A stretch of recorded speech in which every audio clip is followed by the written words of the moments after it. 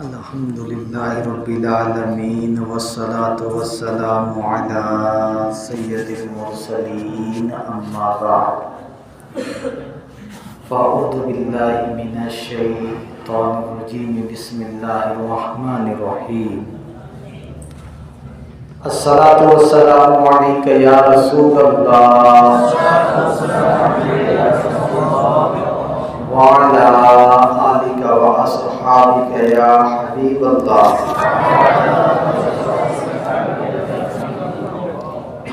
الصلاة والسلام عليك يا نبي الله وعلى آلك وأصحابك يا نور الله نویت سنت اعتکاف اربعین اتار قسط 2 صفحہ 15 حدیث پاک 15 میں ہے فرمان مصطفیٰ صلی اللہ علیہ وسلم من صلی علیہ لم یلج النار،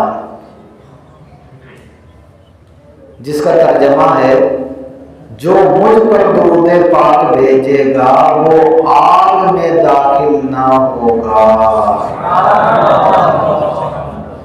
سر سے پا تک کروڑ بار سلام اور سراپا پہ بے شمار درود، بے عدد اور بے عدد تسلیم، بے شمار اور بے شمار درود، بیٹھتے اٹھتے جاگتے سوتے ہو الہی میرا شیعہ درود۔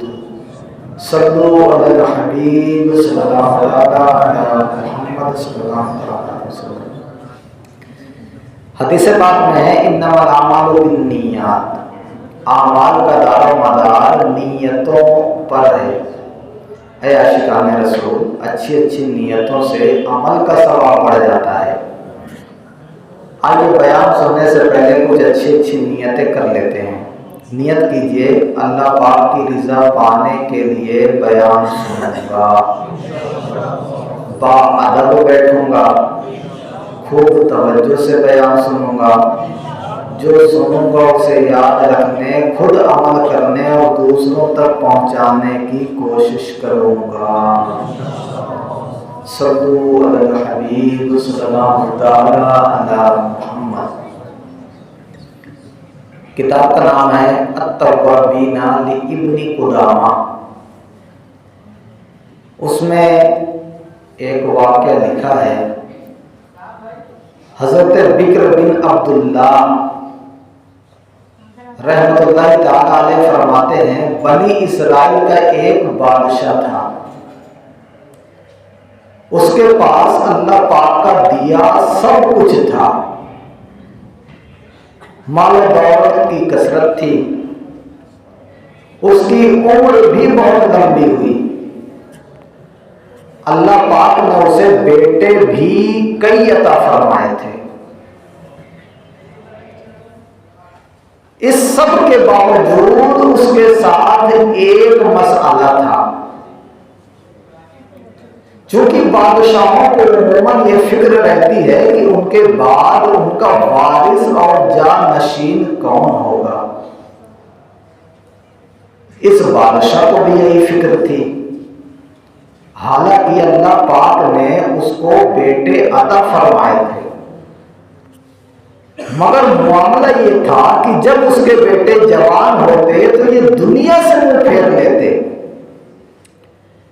بالوں کا لباس پہنتے، جنگلوں کی طرف نکل جاتے، پہاڑوں میں رہتے، درختوں کے پتے کھاتے اور دنیا سے دور اللہ کی عبادت میں زندگی گزارنے لگتے۔ اور جتنے بیٹے ہوئے ان میں سے کوئی بھی بادشاہ کے پاس نہ رہا۔ اب بادشاہ کو بڑی فکر تھی کہ اگر سب بیٹے یہی کریں گے اور دنیا سے دور ہو جائیں گے تو ملک کون سنبھالے گا۔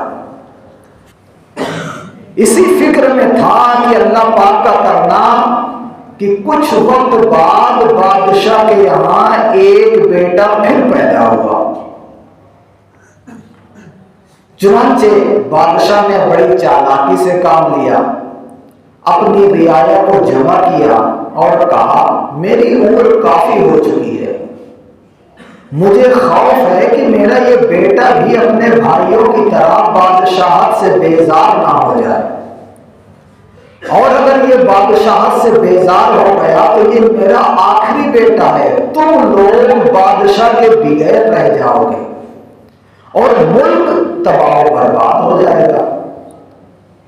لہذا میرا مشورہ مانو کہ یہ ابھی بچہ ہے، تم سب مل کر ابھی سے ہی اس کے دل میں دنیا کی اتنی محبت ڈال دو، اتنی محبت ڈال دو کہ یہ آخرت کی جانب مائل ہی نہ ہو۔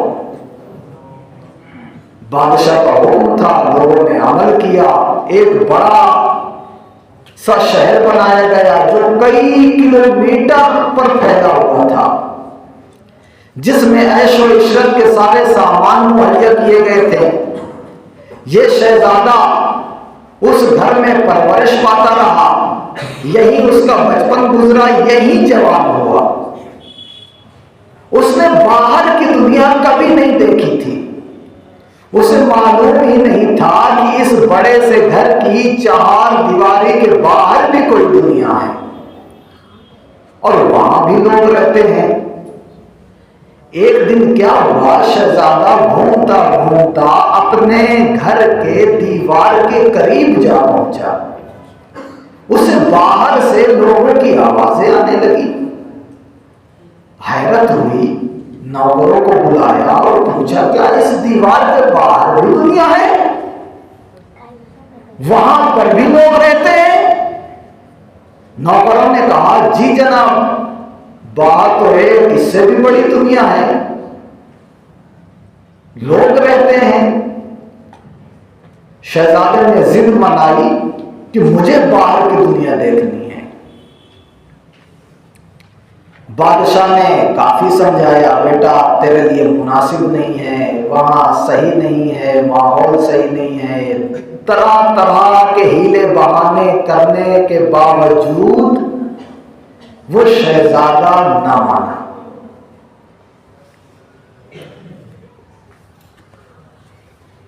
بادشاہ نے حکم دیا ٹھیک ہے جائیے، لیکن اپنے سپاہیوں اور نوکروں خداموں کو حکم دیا شہزادے کا دل بہلانے کے لیے عیش و عشرت کا مزید سامان مہیا کرو اور شاندار سواری تیار کرو اور ایسے لے کے جاؤ کہ اس کا دل دنیا سے بیزار نہ ہونے پائے۔ حکم پر عمل ہوا، شہزادہ دنیاوی عیش و عشرت میں مگن ہو گیا، باہر کی دنیا دیکھنے کے دوران اس کا دھیان کسی اور کی جانب نہ جا سکا،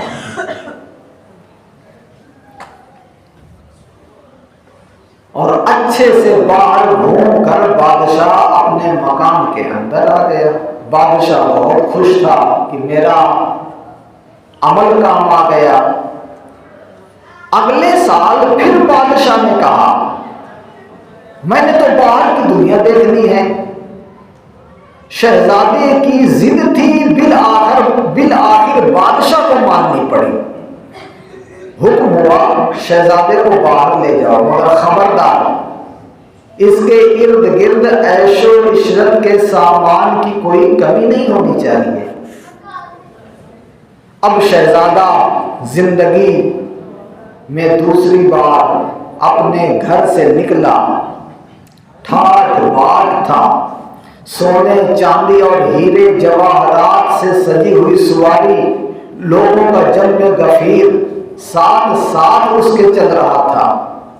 یوں شان و شوکت کے ساتھ شہزادہ شہر کے نظارے کے لیے نکل پڑا۔ راستے میں اسے ایک بیمار شخص نظر آیا، پوچھا یہ کون ہے؟ نوکروں نے بتایا یہ بیمار ہے۔ چونکہ شہزادے نے تو شان و شوکت کے ساتھ زندگی گزاری تھی، یہ کبھی بیمار بھی نہ ہوا تھا۔ اس لیے اسے بیماری کیا چیز ہوتی ہے کچھ پتا نہ تھا۔ اس نے حیرت سے پوچھا کیا لوگ بیمار بھی ہوتے ہیں؟ اور یہ بھی بتاؤ سبھی لوگ بیمار ہوتے ہیں یا بیمار ہونے کے لیے کوئی خاص نسل ہے جو وہ بیمار ہوتی ہے؟ کہا گیا سبھی بیمار ہو سکتے ہیں۔ شہزادے نے کہا کیا میں بھی بیمار ہو سکتا ہوں؟ بتایا گیا جی ہاں آپ بھی بیمار ہو سکتے ہیں۔ یہ سن کر شہزادے نے حسرت سے کہا افسوس، یہ تو بے مزہ زندگی ہے۔ اب شہزادہ غمگین حالت میں گھر کے اندر داخل ہوا۔ بادشاہ کو تمام صورتحال بتائی گئی تو بادشاہ متفکر ہو گیا کہ کہیں ایسا نہ ہو کہ آخرت کی یاد اس کے دل میں گھر کر جائے،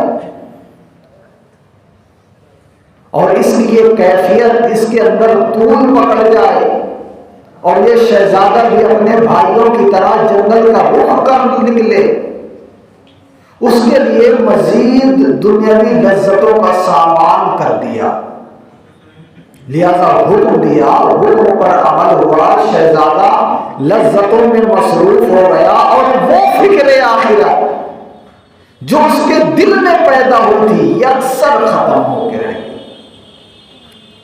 1 سال اور گزرا۔ اگلے سال شہزادے نے پھر کہا مجھے باہر کی دنیا دیکھنی ہے۔ بادشاہ بے فکر ہو چکا تھا کیونکہ 2 مرتبہ باہر جانے کے بعد ویسا اثر جو اس کے پہلے بھائیوں کو ہوا کرتا تھا وہ نہ ہو سکا تھا۔ بادشاہ مطمئن تھا، چنانچہ بادشاہ نے حکم دیا کہ میرے بیٹے کو باہر گھما کر لاؤ۔ شہزادہ پھر شان و شوکت کے ساتھ باہر نکلا۔ اب کی بار کیا دیکھتا ہے کہ ایک میت ہے، لوگ اسے کندھوں پر اٹھائے لیے جا رہے ہیں۔ پوچھا یہ کیا ہے؟ کہا گیا یہ ایک شخص ہے جو وفات پا گیا ہے۔ شہزادے کو تو یہ بھی پتا نہ تھا کہ موت کیا ہوتی ہے، اس نے کبھی لوگ مرتے ہوئے نہیں دیکھے تھے، چنانچہ حیران ہوا، کہا مجھے اس شخص کے پاس لے چلو۔ میت کو شہزادے کے سامنے رکھا گیا۔ شہزادے نے کہا اسے بٹھاؤ۔ لوگ بولے یہ بیٹھ نہیں سکتا۔ کہا اس سے بات کرو۔ لوگ بولے یہ بات بھی نہیں کر سکتا۔ پوچھا اب اسے کہاں لیے جا رہے ہو؟ کہا گیا مٹی کے نیچے دفن کرنے کے لیے۔ پوچھا اس کے بعد کیا ہوگا؟ کہا گیا اس کے بعد حشر ہوگا۔ شہزادے نے پوچھا یہ کیا چیز ہے؟ بتایا گیا حشر وہ دن ہے جب سب لوگ اللہ رب العزت کے حضور حاضر ہوں گے، سب کو ان کے اعمال کی سزا یا جزا دی جائے گی۔ شہزادے نے حیرت سے پوچھا کیا اس جہان کے بعد بھی کوئی جہان ہے؟ بتایا گیا جی ہاں۔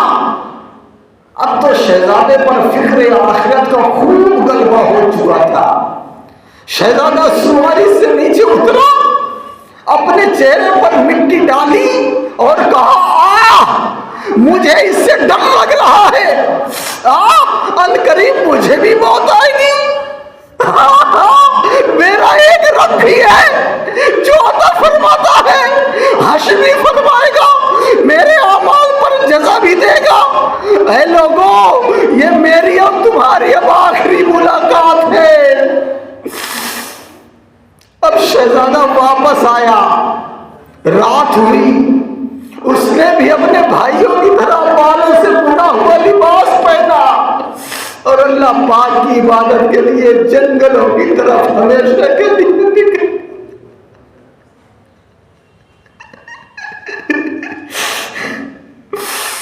دل غافل نہ ہو یکدم، یہ دنیا چھوڑ جانا ہے، بغیچے چھوڑ کر خالی زمین اندر سمانا ہے۔ تیرا نازک بدن بھائی جو لیٹے سیج پھولوں پر یہ ہوگا ایک دن بیجا اسے کیڑوں نے کھانا ہے. تو اپنی موت کو مت بھول کر سامان چلنے کا. زمین کی خاک پر سونا ہے, اینٹوں کا سرہانا ہے. نہ بیلی ہو سکے بھائی, نہ بیٹا باپ تے مائی. تو کیوں پھرتا ہے سودائی, عمل نے کام آنا ہے. صلو علی الحبیب صلی اللہ علی محمد صلی اللہ علیہ وسلم.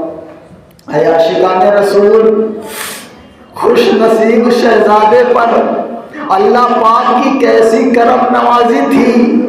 اس نے ساری زندگی عیش و عشرت میں گزاری. بادشاہ اور اس کی رعایا نے مل جل کر بہت کوششیں کی کہ شہزادے کی توجہ آخرت کی طرف بالکل بھی نہ جائے. دنیاوی عیش و عشرت کا سامان اسے مہیا کیا گیا. ہر طرف اس کے دل میں دنیا کی محبت ڈالنے کی کوششیں کی گئی. لیکن شہزادے کی خوش قسمتی کہ صرف ایک جنازہ دیکھ کر اس نے عبرت لی اور آخرت کی تیاری میں مصروف ہو گیا. ایک ہم ہیں روزانہ جنازہ اٹھتے دیکھتے ہیں, مسجدوں میں اعلان ہوتے سنتے ہیں, خبریں ملتی ہیں آج فلاں بن فلاں کا انتقال ہو گیا. ہم نے زندگی میں 20 جنازے پڑے ہوں گے, کئی مردوں کو اپنے ہاتھوں سے قبر میں اتارا ہوگا, لیکن افسوس افسوس ہم عبرت نہیں لیتے.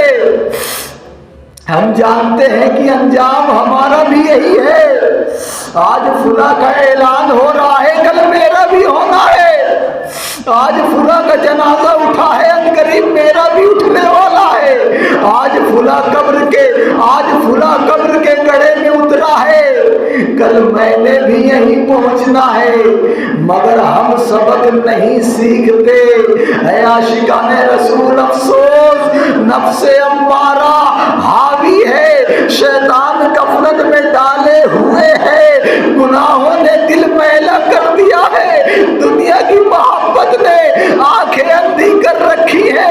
لمبی لمبی امیدیں ہیں, بس ہر وقت کمانے کھانے کی فکر ہے, دنیاوی مستقبل کی سوچیں ہیں. آج میں یہاں ہوں, کل پرسوں, ہفتے بعد, مہینے بعد, سالوں بعد کہاں پہنچوں گا, بس یہی فکر ہے. آئندہ 5 سالوں کی پلاننگ ہے, 50 سالوں کی پلاننگ ہے, لیکن یہ نہیں جانتے کہ موت پیچھے لگی ہے. ہم جانتے ہیں کہ مرنا ہے, اور یہ بھی جانتے ہیں کہ موت کسی بھی لمحے آ سکتی ہے.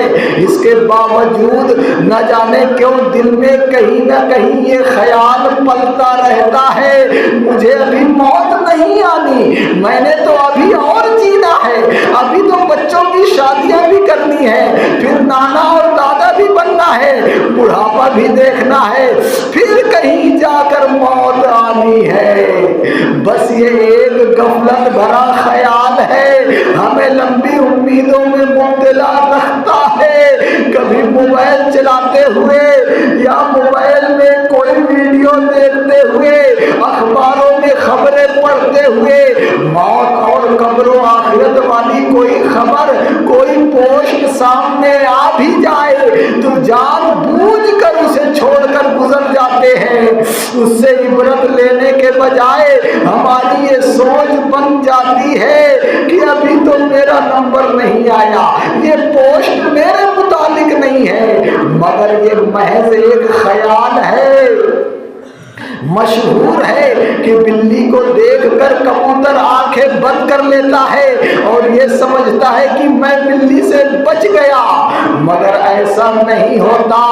جب بلی آگے بڑھ کر اس کو دبوچ لیتی ہے تب معلوم ہوتا ہے کہ میں تو غفلت میں تھا, मौत के मामले में प्यारे और मोहतरम इस्लामी भाइयों, हमारा भी तकरीबन यही हाल है। हम सोच रहे होते हैं कि मुझे अभी मौत नहीं आनी, लेकिन मौत तो आनी है और जरूर आनी है। कब आनी है? न जाने कब आनी है। जब अल्लाह पाक का हुक्म होगा तब मौत ने आनी है। कुरान पाक में अल्लाह तबारक व तआला इरशाद फरमाता है, तर्जमाए कंजुल इरफान, और हरगिज़ अल्लाह किसी जान को मोहलत न देगा जब उसका मुकर्रर वक्त आ जाए। यानी याद रखो कि जब अल्लाह पाक का वादा आ जाएगा तो वो हरगिज़ किसी जान को मोहलत ना देगा, और अल्लाह पाक तुम्हारे तमाम कामों से खबरदार है, वो तुम्हें उनकी जज़ा जरूर देगा। हो रही है उम्र मिसले बर्फ कम, चुपके चुपके रफ्ता रफ्ता दम बदम, सांस है एक राह रवे मुल्के अदम, दफातन एक रोज ये जाएगा थम, एक दिन मरना है आखिर मौत है, कर ले जो करना है आखिर मौत है यहाँ से तुझको जाना एक दिन, कब्र में होगा ठिकाना एक दिन, मुँह खुदा को है दिखाना एक दिन, अपना गफलत में गवाना एक दिन मरना है आखिर मौत है, कर ले जो करना है आखिर मौत है। आखिरत की फिक्र करनी है जरूर, जैसी करनी वैसी भरनी है जरूर, उम्र एक दिन ये गुजरनी है जरूर, कब्र में मय्यत उतरनी है जरूर, एक दिन मरना है आखिर मौत है, कर ले जो करना है आखिर मौत है। आशिकान रसूल, हमारे असलाफ मौत की याद में हरदम मसरूफ रहा करते थे। सहाबी रसूल हजरत अब्दुल्ला बिन अमर रज़ियल्लाहु ताला अन्हु फरमाते हैं, एक दिन मैं और मेरे वालिद साहिब अपने मिट्टी के बने हुए कच्चे मकान की मरम्मत कर रहे थे। इतने में रसूल ज़ीशान मक्की मदनी सुल्तान अलैहिस्सलातु वस्सलाम का वहाँ से गुजर हुआ। नबी अलैहिस्सलाम ने पूछा, मा हादा या अब्दुल्ला, ऐ अब्दुल्ला ये क्या कर रहे हो? अर्ज किया, या रसूल अल्लाह, हमारा कच्चा मकान कुछ कमजोर हो गया था, इसकी मरम्मत कर रहे हैं। नबी अकरम शाह बनी आदम सल्लल्लाहु अलैहि वसल्लम ने फरमाया, अल अम्रु असरउ मिम्मा तरऊन, यानी अब्दुल्ला मुआमला तो इससे भी बहुत जल्दी का है। अल्लाह अल्लाह, ये तालीमे मुस्तफ़ा है। हम घरों की मरम्मत और तामीर वगैरह क्या ही करते हैं, जायज़ भी है, मगर आप अलैहिस्सलाम ने तवज्जो दिलाई कि अब्दुल्ला इस मिट्टी के मकान की फिक्र है, इसकी मरम्मत कर रहे हो, मुमकिन है कि इसके कमज़ोर होकर गिरने से पहले तुम ही इस दुनिया से गिर जाओ, यानी मौत के शिकार हो जाओ, ये मकान यहीं रह जाए और तुम कब्र में उतर जाओ। लिहाजा मकान की मरम्मत अपनी जगह, इससे ज्यादा जरूरी आखिरत की तैयारी है। आगाह अपनी मौत से कोई बशर नहीं, सामान 100 बरस का है, पल की खबर नहीं, पूछ हाँ ऐ बेखबर होने को है, कब तलक गफलत सहर होने को है। आशिकान रसूल, ये हदीस पाक बड़ी ही बेहतरीन है, गौर करने का मकाम है। हजरत अब्दुल्ला रज़ियल्लाहु ताला अन्हु अपना मकान बना नहीं रहे थे, बड़ी बिल्डिंग नहीं खड़ी कर रहे थे, कच्चा मकान मिट्टी का बना हुआ मकान था, बारिशों वगैरह की वजह से कमजोर हो गया था, उसकी मरम्मत कर रहे थे। लेकिन नबी अकरम शाह बनी आदम सल्लल्लाहु अलैहि वसल्लम ने इस पर भी फरमाया, अब्दुल्ला मौत इससे भी जल्दी आने वाली है। हमें दुनिया की फिक्र खाती रहती है, हमने खाना कहाँ से ہے پہننا کیا ہے، صبح تو کھا لیا، شام کا کہاں سے آئے گا، مستقبل کیسا ہوگا، بڑھاپا کیسے گزرے گا، بچوں کا مستقبل کیسا ہوگا، ایک کاروبار تو چل پڑا ہے اب دوسرا کیسے چلے گا، ایک جگہ سے اچھی آمدن ہو رہی ہے، آمدن کے مزید ذرائع کیسے کھولے جائیں، کار کوٹھی بنگلہ کیسے ملے گا، کاش میں راتوں رات امیر ہو جاؤں، وغیرہ وغیرہ ہزار قسم کی فکریں ہم دل میں پال رہے ہوتے ہیں، انہی فکروں میں صبح ہوتی ہے، انہی فکروں میں رات ہوتی ہے اور زندگی یوں ہی تمام ہوتی ہے، کاش ہمیں آخرت کی فکر نصیب ہو جائے۔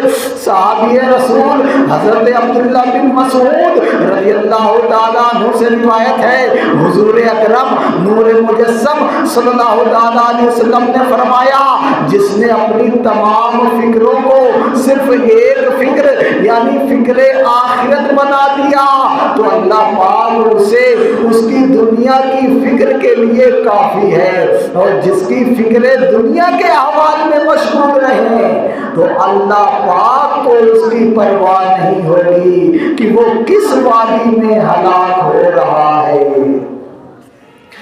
یہاں سے مجھ کو جانا ایک دن، قبر میں ہوگا ٹھکانا ایک دن، منہ خدا کو ہے دکھانا ایک دن، اپنا غفلت میں گوانا ایک دن مرنا ہے آخر موت ہے، کر لے جو کرنا ہے آخر موت ہے۔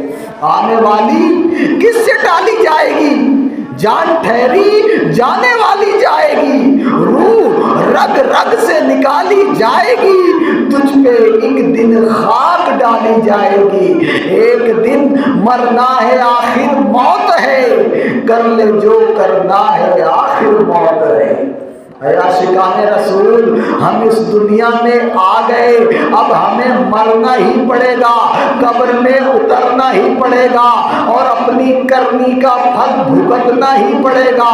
اللہ پاک قرآن کریم میں فرماتا ہے، کل نفس بما کسبت رہینہ، ترجمہ کنز العرفان، ہر جان اپنے کمائے ہوئے اعمال میں گروی رکھی ہے، معلوم ہوا ہر شخص اپنے اعمال کے بدلے گروی ہے، جو بھی اس دنیا میں پیدا ہو گیا اس نے قبر میں اترنا اور اپنی کرنی کا پھل بھگتنا ہے، بونے والے جو بوئے وہ کاٹے، یہ ہوا تو میں مرا مٹا یا رب۔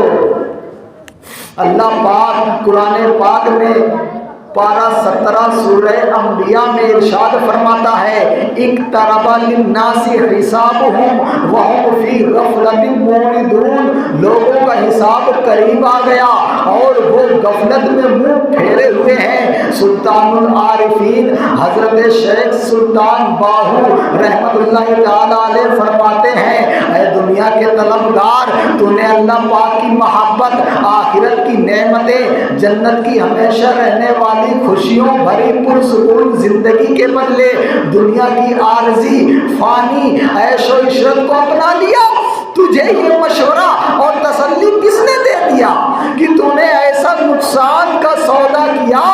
تیری یہ دنیاوی زندگی کیا ہے؟ یہ تو ایسے گزر جائے گی جیسے پانی میں پتاشا، یعنی مٹھائی کی ایک قسم جو گھل جاتی ہے، پھر تجھے تنگ و تاریک قبر میں لٹا دیا جائے گا جہاں تو کروٹ بھی نہیں بدل سکے گا، پھر مالک حقیقی یعنی اللہ پاک تجھ سے ایسا حساب طلب کرے گا جس میں معمولی سی بھی کمی بیشی نہیں ہوگی، تجھے زندگی کے ایک ایک لمحے کا حساب دینا پڑے گا۔ اے عاشقان رسول، ذرا غور فرمائیے، وہ کیسا بے بسی کا دن ہوگا، کیسی بے بسی ہوگی، ہم کتنے لاچار ہو چکے ہوں گے جب ملک الموت تشریف لائیں گے، سانس اٹکے گی، آخری ہچکی آئے گی اور روح جسم سے جدا ہو جائے گی۔ اس دن نہ کسی بادشاہ کی بادشاہی اسے بچا پائے گی، نہ کسی غریب کی غربت پر ترس کھائے گی، نہ کسی کا زور چل سکے گا، نہ کسی کمزور کی کمزوری کا عذر مانا جائے گا۔ امیر اہل سنت آخرت کی یاد سے مالا مال پیغام دیتے ہوئے ارشاد فرماتے ہیں، جب فرشتہ موت کا چھا جائے گا پھر بچا کوئی نہ تجھ کو پائے گا، دنیا میں رہ جائے گا یہ دبدبا، زور تیرا خاک میں مل جائے گا، تیری طاقت تیرا فن عہدہ تیرا کچھ نہ کام آئے گا سرمایہ تیرا، قبر روزانہ یہ کرتی ہے پکار، مجھ میں ہے کیڑے مکوڑے بے شمار، یاد رکھ میں ہوں اندھیری کوٹھری، تجھ کو ہوگی مجھ میں سن وحشت بڑی، میرے اندر تو اکیلا آئے گا، ہاں مگر اعمال لیتا آئے گا، ساتھ بچھو قبر میں گر آ گئے، کیا کرے گا بے عمل گر چھا گئے، گورے نیکا باغ ہوگی خود کا، مجرموں کی قبر دوزخ کا گڑھا، کر لے توبہ رب کی رحمت ہے بڑی، قبر میں ورنہ سزا ہوگی کڑی۔ اے عاشقان رسول، ہمارے ہاں عموماً اپنی زندگی کا جو شمار کیا جاتا ہے سالوں سے کیا جاتا ہے، میں اتنے سال کا ہو گیا ہوں، یہ میری 25ویں سالگرہ ہے، اب میری 35ویں سالگرہ ہے، اگر کسی سے پوچھ لیں کہ آپ کو دنیا میں آئے ہوئے کتنے مہینے ہو گئے ہیں، شاید جواب معلوم نہیں ہوگا، اگر پوچھ لیں کہ آپ کو دنیا میں آئے ہوئے کتنے دن ہو گئے، یہ تو اربوں میں سے شاید کوئی ایک بمشکل بتا سکے، اگر گھنٹے اور منٹ پوچھ لیے جائیں اس کی بھی خبر نہیں، کسی کو خبر نہیں ہوتی، مگر یاد رکھیے اللہ پاک کے ہاں ہماری زندگی کا شمار سالوں سے نہیں، مہینوں سے نہیں، دنوں اور گھنٹوں اور منٹوں سے نہیں، بلکہ ہماری زندگی کا شمار سانسوں سے ہے، یعنی ہم یہ گنتی کرتے ہیں مجھے دنیا میں آئے ہوئے اتنے سال ہو چکے، ابھی اتنے سال جیوں گا، حالانکہ اللہ عز و جل کی بارگاہ میں سانسوں کی گنتی لی جاتی ہے، اب میری سانس کس وقت رک جائے اور میری سانس کب پوری ہو جائے مجھے نہیں معلوم۔ اے اسلامی بھائیوں، لہذا موت کو قریب جانتے ہوئے نیک اعمال کی تیاری میں لگ جانا چاہیے، اپنے رب سے رشتہ جوڑ لینا چاہیے۔ وہ خوش نصیب شہزادہ ایک جنازہ دیکھ کر عبرت حاصل کر لی، اور دوسری مرتبہ جب نکلا تھا تو صرف ایک بیمار کو دیکھ کر اس کی فکر آخرت اجاگر ہو گئی تھی، لیکن بادشاہ کے ساز و سامان نے اس آخرت کی فکر کو دبا دیا۔ لیکن ہمیں تو یہ بھی نہیں ہوتا، 1,50,000 جنازے بھی دیکھ لیں تب بھی جھرجھری سی بھی نہیں ہوتی۔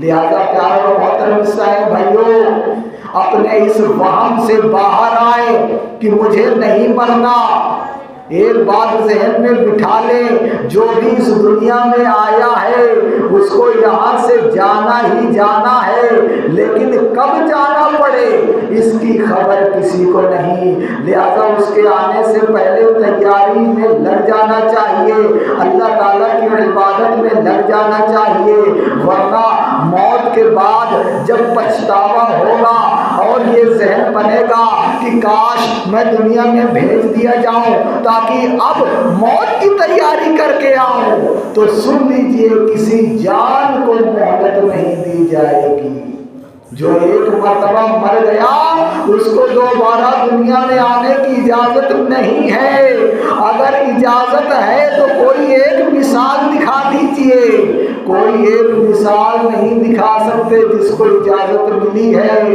تو ہم کس کھیت کی مولی ہیں جو ہمیں اجازت مل جائے گی۔